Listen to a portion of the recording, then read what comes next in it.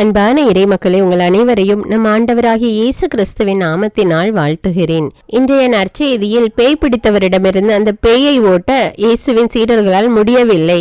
அதனால் இயேசுவிடம் அவனை கூட்டிக் கொண்டு வந்தார்கள். இயேசு நம்பினால் எல்லாம் இயலும் என்று கூறினார். அப்பொழுது அந்த பையனின் தந்தை, நான் நம்புகிறேன், என்னுடைய நம்பிக்கையின்மை போகும்படி மன்றாடுகிறேன் என்று கூறினார். சில நேரங்கள்ல நாமும் கூட ஆண்டவர் மீது நம்பிக்கை வைப்போம். ஆனால் நம்முடைய உள்ளத்திலே நம்பிக்கை இல்லாத சூழ்நிலைகளும் இருக்கும். நாம் எவ்வளவுதான் நம்பிக்கையோடு இருக்க வேண்டும் என்று நினைத்தாலும் கூட நம்பிக்கை இல்லாமல் இருக்கிறோம். அந்த சூழ்நிலைகளை மாற்ற வேண்டும் என்று நாம் ஆண்டவரிடம் மன்றாடுவோம். நம்முடைய உள்ளத்தில் உள்ள நம்பிக்கை இல்லாத நிலைகளை எடுத்து போட்டு நம்பிக்கை நாம் வாழ ஆண்டவரின் உதவியை மன்றாடுவோம். அன்பின் பரலோக பிதாவே, உம்மை போற்றுகிறோம், உம்மை புகழுகிறோம், உம்மை ஆராதிக்கிறோம், உமக்கு நன்றி கூறுகிறோம். அப்பா, விண்ணையும் மண்ணையும் படைத்த வல்லமையுள்ள தேவனே, உமக்கு நன்றி ராஜா.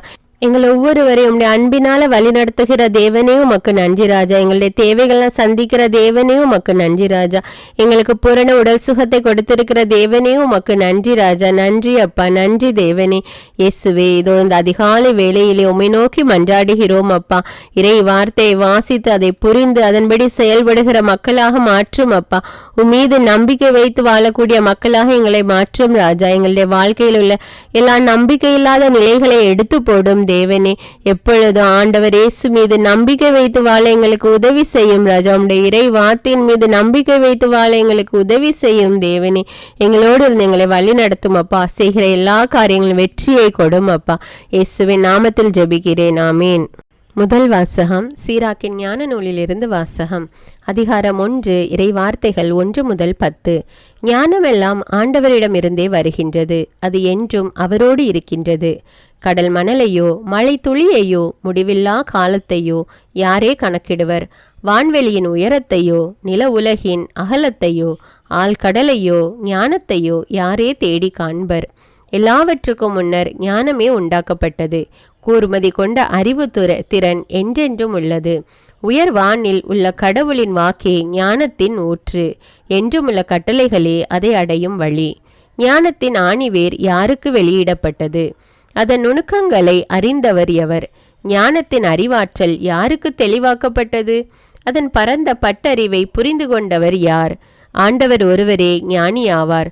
தம் அரியணையில் வீற்றிருக்கும் அவர் பெரிதும் அச்சத்திற்கு உரியவர்.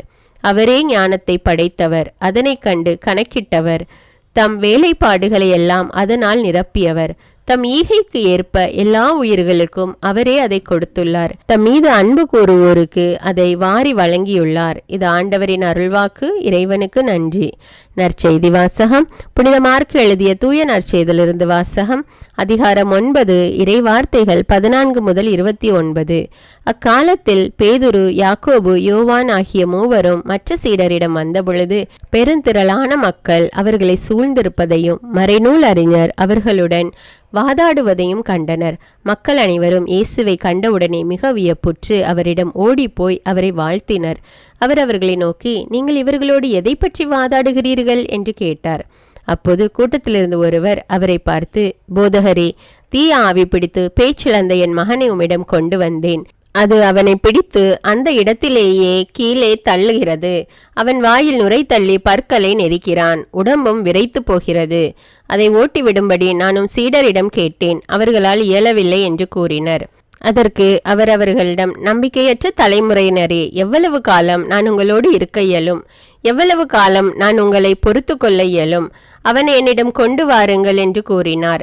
அவர்கள் அவனை அவரிடம் கொண்டு வந்தார்கள். அவரை கண்டவுடன் அந்த ஆவி அவனுக்கு வலிப்பு உண்டாக்க அவன் தரையில் விழுந்து புரண்டான். வாயில் நுரை தள்ளியது.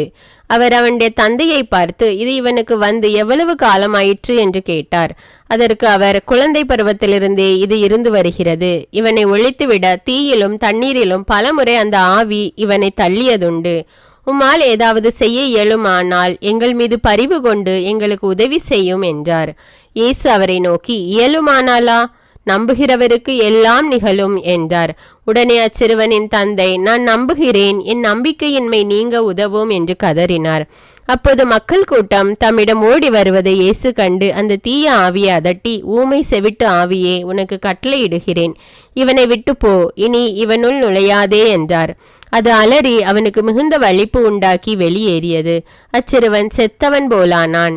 ஆகவே அவர்களுள் பலர் அவன் இறந்து விட்டான் என்றனர். இயேசு அவன் கையை பிடித்து தூக்கிவிட்டார். அவனும் எழுந்தான். அவர் வீட்டில் நுழைந்ததும் அவருடைய சீடர் அவரிடம் தனிமையாக வந்து, அது ஏன் எங்களால் ஓட்ட இயலவில்லை என்று கேட்டனர். அதற்கு அவர், இவ்வகை பேய் இறை வேண்டலினாலும் நோன்பினாலும் அன்றி வேறு எதனாலும் வெளியேறாது என்றார். இது கிறிஸ்துவின் நற்செய்தி. கிறிஸ்துவே உமக்கு புகழ்.